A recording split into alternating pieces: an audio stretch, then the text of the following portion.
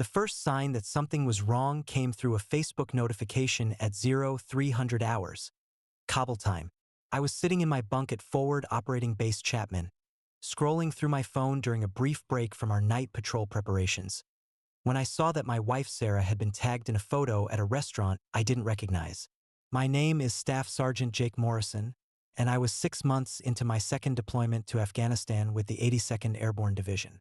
At 32 years old, I'd been married to Sarah for 8 years, and we had 2 children, Emma, who was 7, and Tyler, who was 5.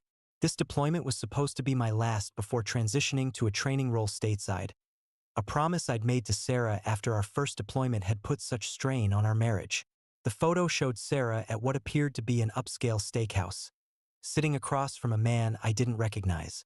She was wearing a dress I'd never seen before, and she was laughing at something he'd said. The timestamp showed it had been taken the previous evening, which would have been around the time I was conducting a patrol through a Taliban-controlled village. What bothered me wasn't just that Sarah was having dinner with another man. She'd always had male friends, and I'd never been the jealous type. What bothered me was that she hadn't mentioned it in any of our video calls, and the way they were looking at each other suggested this wasn't just a casual friendship. I clicked on the man's profile. His name was Derek Matthews, and he appeared to be a personal trainer at the gym where Sarah had recently started working out. He was 28 years old, single, and based on his photos, he spent most of his time at the gym or at various social events around our hometown of Fayetteville, North Carolina. Over the next few days, I found myself checking social media more frequently than I should have during a combat deployment. What I discovered made me increasingly uncomfortable. Derek had been liking and commenting on Sarah's photos for the past 2 months, always with flirtatious remarks that she seemed to encourage. There were photos of them together at the gym, at coffee shops, and at various social events that Sarah had never mentioned during our daily video calls. Most concerning was a pattern I noticed in Sarah's behavior during our conversations. She'd become more distant and distracted, often cutting our calls short because she had errands to run or plans with friends. When I asked about her day, her answers were vague and evasive. She'd stopped asking detailed questions about my deployment, and she seemed less interested in discussing our plans for when I returned home. The breaking point came when I discovered that Sarah had changed her relationship status on Facebook from married to it's complicated. When I confronted her about it during our next video call, she claimed it was an accident, that she'd been updating her profile and had clicked the wrong option. But her explanation was unconvincing, and I could see the guilt in her eyes even through the grainy video connection. That night, as I lay in my bunk listening to the distant sound of artillery fire, I realized that my marriage was falling apart while I was 8,000 miles away, fighting a war to protect the freedom and security of the country where my wife was betraying our vows. But I was a soldier, trained to gather intelligence, assess threats, and develop strategic responses to complex situations. If Sarah thought she could destroy our marriage while I was deployed and unable to defend what we'd built together, she was about to learn that distance doesn't diminish a soldier's ability to fight for what matters most. The investigation I conducted over the next several weeks was methodical and comprehensive. Using the limited internet access available at our forward operating base, I began gathering evidence of Sarah's affair with the same attention to detail I brought to intelligence gathering in the field. I started by creating fake social media accounts that allowed me to monitor Sarah and Derek's activities without them knowing I was watching. What I discovered was a relationship that had been developing for at least 3 months, progressing from professional trainer-client interactions to personal friendship to what was clearly a romantic affair. The evidence was overwhelming. There were photos of them together at restaurants, bars, and social events throughout Fayetteville. There were flirtatious comments and private messages that I was able to access through Sarah's poorly secured social media accounts. There were check-ins at hotels, spas, and romantic locations that Sarah had never mentioned during our conversations. Most damaging was the discovery that Derek had been staying overnight at our house, the house I was paying for with my military salary while risking my life in Afghanistan. I found this out through our home security system, which I was able to access remotely. The footage showed Derek arriving at our house in the evenings and leaving the following mornings, clearly having spent the night with my wife in the bed we'd shared for 8 years. But the investigation revealed something even more disturbing than Sarah's infidelity. Through careful analysis of our joint bank accounts and credit card statements, I discovered that Sarah had been using my deployment pay to finance her relationship with Derek. She'd been taking him to expensive restaurants, buying him gifts, and even paying for weekend getaways to luxury resorts, all while telling me that money was tight and that she was struggling to make ends meet as a single mother. Sarah wasn't just having an affair. She was using the money I was earning by risking my life in a combat zone to pay for her betrayal of our marriage.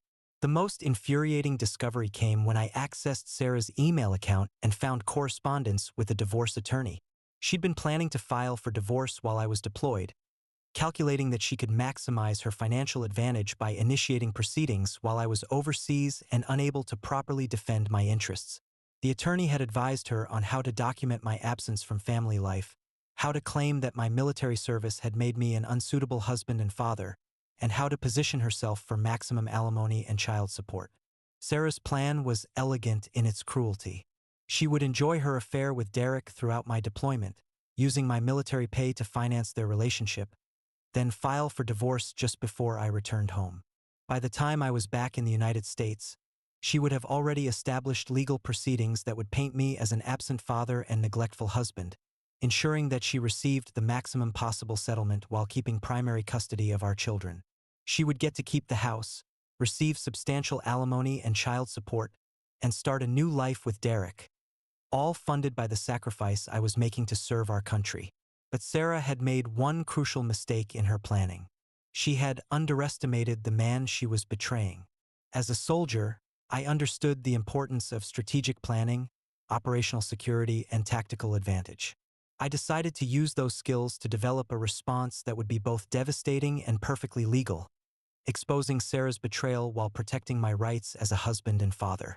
The plan I developed had 3 phases, each designed to gather evidence, protect my assets, and ensure that Sarah faced the consequences of her choices. Phase 1 involved comprehensive documentation of Sarah's affair and financial deception. Working with a private investigator I hired through encrypted communications, I gathered irrefutable evidence of Sarah's relationship with Derek, including photographs, video surveillance, and financial records showing how she'd been using my deployment pay to fund their affair. I also worked with a military legal assistance attorney to understand my rights and options. What I learned was that Sarah's plan to file for divorce while I was deployed would actually work against her, as military law provides specific protections for service members who are unable to participate in legal proceedings due to their military duties. More importantly, I learned that Sarah's use of my military pay to finance her affair could be considered financial misconduct that would significantly impact any divorce settlement. The evidence I was gathering would not only prove her infidelity but also demonstrate that she had been systematically defrauding me while I was serving in a combat zone. Phase 2 involved protecting my financial assets and ensuring that Sarah couldn't continue to use my military pay to fund her affair. Working with my bank and the military finance office, I arranged to have my pay redirected to a separate account that Sarah couldn't access. I also documented all of the unauthorized expenses she'd made using our joint accounts, creating a comprehensive record of her financial deception. I made sure that Sarah would continue to receive enough money to cover legitimate household expenses and child care, but I cut off her access to the discretionary funds she'd been using to pay for her relationship with Derek. If she wanted to continue her affair, she would have to finance it with her own money rather than mine. Phase 3 involved planning the revelation that would expose Sarah's betrayal at the moment when it would have maximum impact. I couldn't simply confront her over video chat. She was too skilled at manipulation and deception to be trusted with a private conversation. I needed to create a moment that would be undeniable, public, and devastating. The opportunity came in the form of my scheduled return from deployment. Sarah had been planning a welcome home celebration, inviting family and friends to celebrate my safe return from Afghanistan. She'd presented it as a loving gesture, a way to show how much she'd missed me and how grateful she was for my service. What she didn't know was that I understood her real motivation.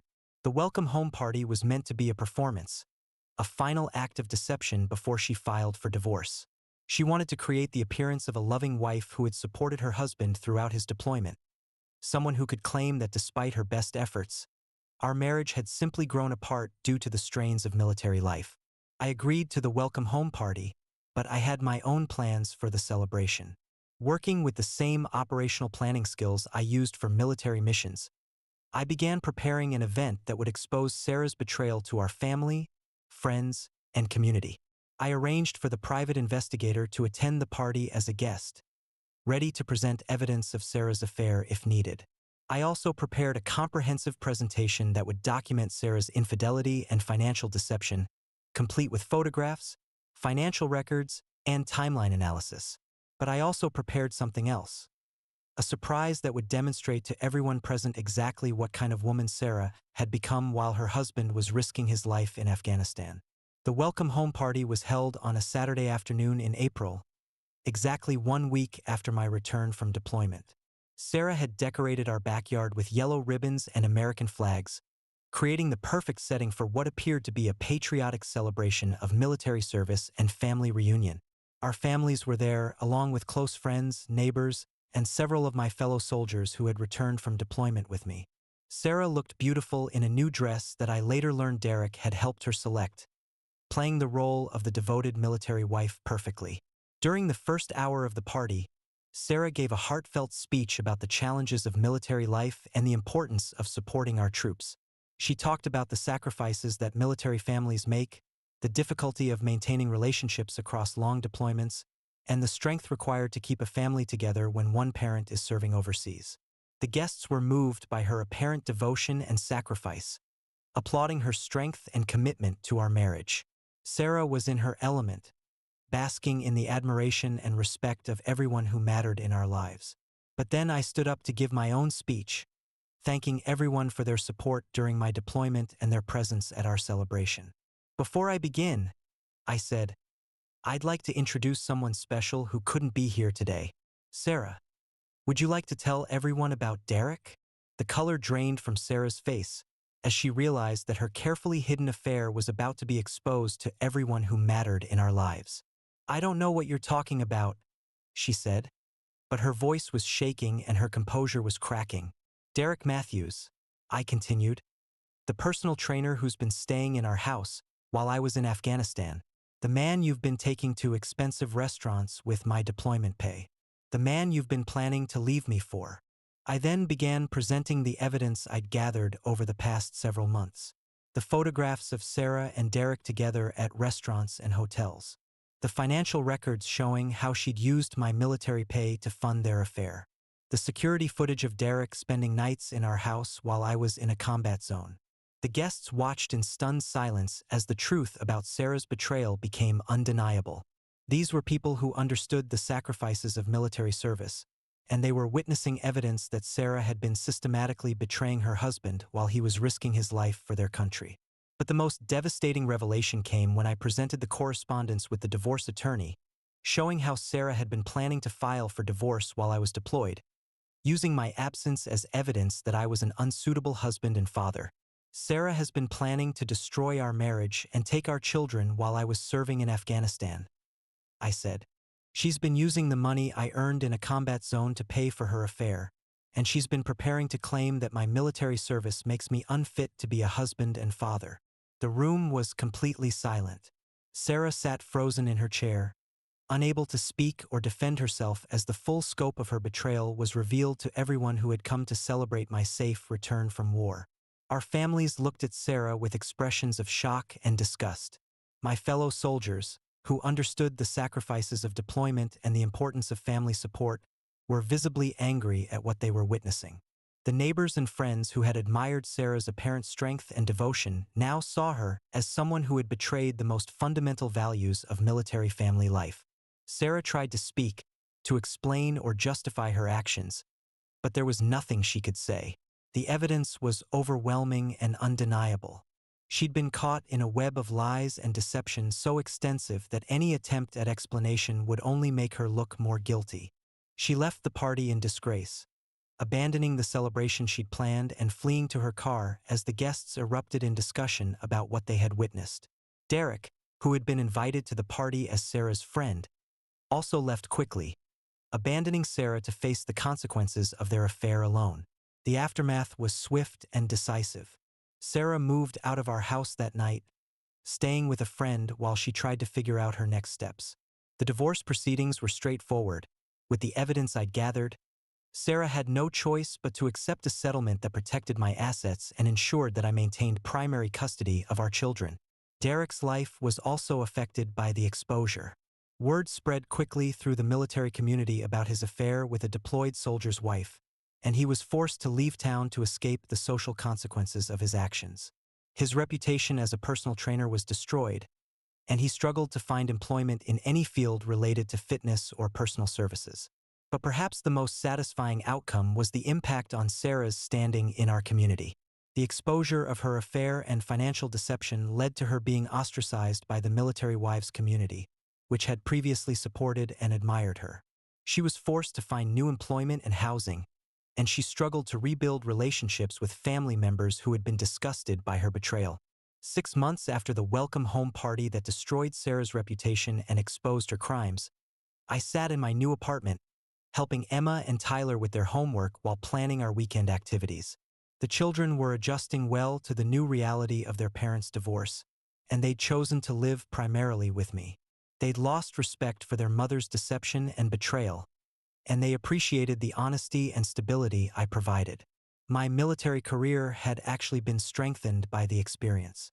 Word had spread throughout the unit about how I'd handled Sarah's betrayal, and I'd gained respect from fellow soldiers who admired my strategic approach to protecting my family and my rights. The experience had also led to my selection for promotion to Sergeant First Class, recognizing both my military performance and my leadership in difficult personal circumstances.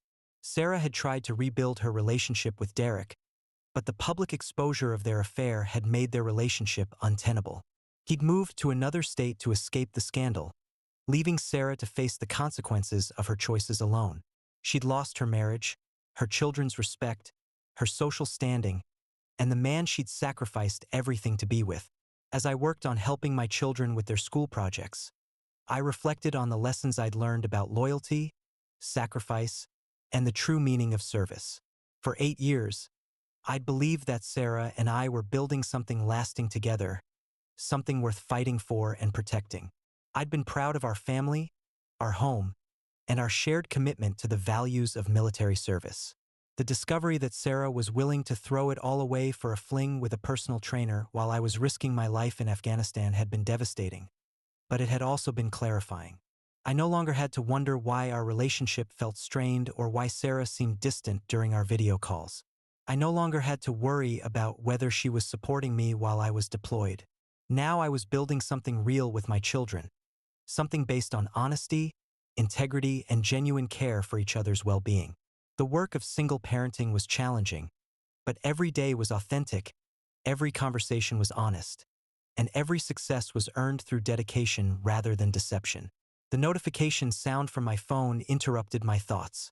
It was a text message from my commanding officer, informing me that I'd been selected for a leadership position in the unit's family readiness group, helping other military families navigate the challenges of deployment and military life. I smiled as I responded to the message, accepting the assignment. Tomorrow would bring new challenges, new opportunities to serve, and new chances to use my experience to help other military families avoid the kind of betrayal I'd endured. The deployment affair had taught me that some people are willing to sacrifice everything meaningful for temporary excitement and personal gratification. Sarah had thought she could have both, the security and benefits of being a military wife and the thrill of her affair with Derek, but she'd forgotten that deception always has a cost, especially when it involves betraying someone who is serving their country. Derek had thought he could seduce a deployed soldier's wife without consequences, but he'd underestimated the determination and strategic thinking of someone trained in military operations and intelligence gathering. In the end, their affair had been just another mission for me to plan and execute, using the same skills that had kept me alive in Afghanistan to protect what mattered most at home. Sarah had declared war on our marriage while I was fighting a real war overseas, and I'd responded by bringing the full force of my military training to bear on exposing her betrayal. The personal trainer had learned that some workouts are more dangerous than others, and some relationships come with risks that are too high to accept. Sarah had thought she was getting in shape for a new life, but she'd actually been training for her own downfall. The deployed soldier had learned that the most important battles aren't always fought on foreign soil, and the most crucial victories aren't always won with weapons. Sometimes the greatest service you can provide is protecting your family from those who would destroy it from within, using the same dedication, strategic thinking, and unwavering commitment that you bring to defending your country. And in both cases, the key to success was the same: careful planning, thorough intelligence gathering, and the courage to face the truth, no matter how painful it might be. The mission was complete, the objective achieved, and the family secured. It was time to move forward and build something better from the wreckage of what had been lost.